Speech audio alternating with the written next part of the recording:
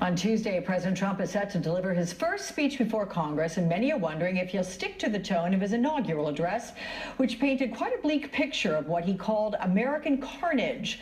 But 8 years ago, another newly elected leader went before the two chambers to deliver a very different message.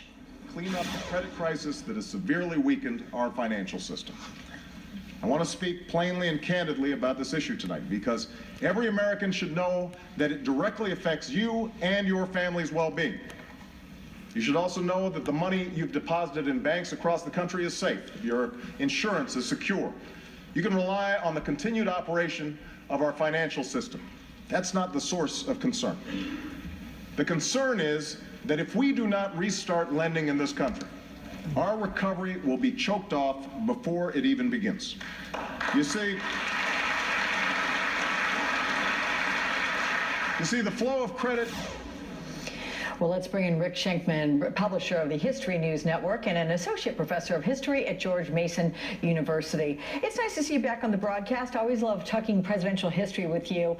Traditionally, Rick, what does a new president need to accomplish in this first speech to Congress? And what kind of notes, really, would Donald Trump specifically have to do it?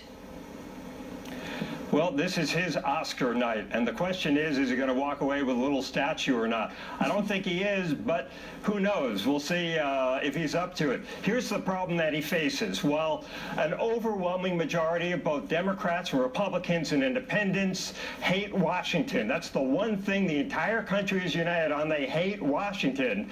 You can't govern Washington as an outsider. Jimmy Carter figured that out finally, I think, after a couple of years. Bill Clinton, it took him about 6 months before he finally figured it out. He brought in David Gergen to try to rebalance his administration. Donald Trump has this same problem as the outsider. If you play to the American people's hatred of Washington, you get a lot of people cheering him, but you can't get anything done. The smartest thing that he could do right now would be to let as little light as possible between him and the GOP establishment in D.C.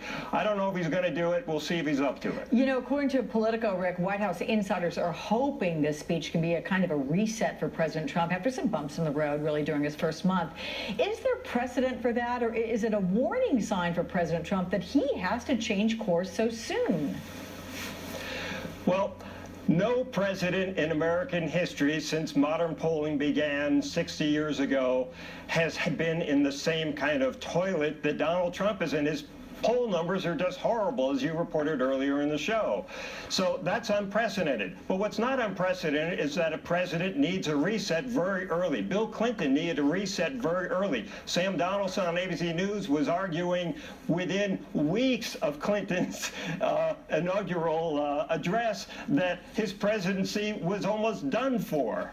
So it's not unusual that you have people saying, you know, this president, you got to write him off already. So who knows what's going to happen? I mean, I've got my personal predictions. I don't think that he's got a long-term future as president of the United States. I think he's going to be impeached or something terrible is going to happen before his term is up.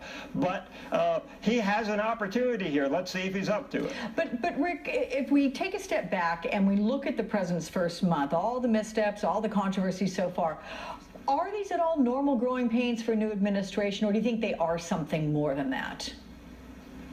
No, this is something more. This is not just a president who came in with a botched transition. This is more than just a rookie president making rookie mistakes of an outsider who doesn't realize you actually do have to hire people in the White House who know what they're doing. He didn't do that. He's sticking to loyalists, so he hasn't got a full cabinet yet. The positions in the cabinets haven't been filled because he's not allowing in anybody who was a Trump critic during the campaign. So these are all rookie mistakes. But on top of this, he's declared war on the media. Steve Bannon has said the media is the enemy. Okay, that's unprecedented at this stage, and that's disastrous because you can't run against the media from day one. It doesn't work. But when you put him up against previous presidents, is he getting a fair shake from the press? Is he getting a fair shake from the public? Or is he being held to a different, maybe even a tougher standard because of who he is and his temperament?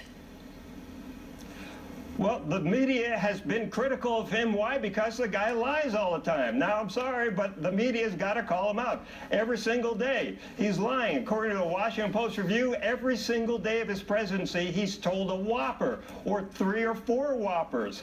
Well, presidents of the United States have to have the trust of the American people, and they have to be trusted by the media and other politicians to tell them the story straight. He does not have the trust, so of course people are going to criticize him, and he deserves it. All right, Rick Shenkman, tell it like it is in your opinion there. I appreciate that, and we'll see you again. Thank you.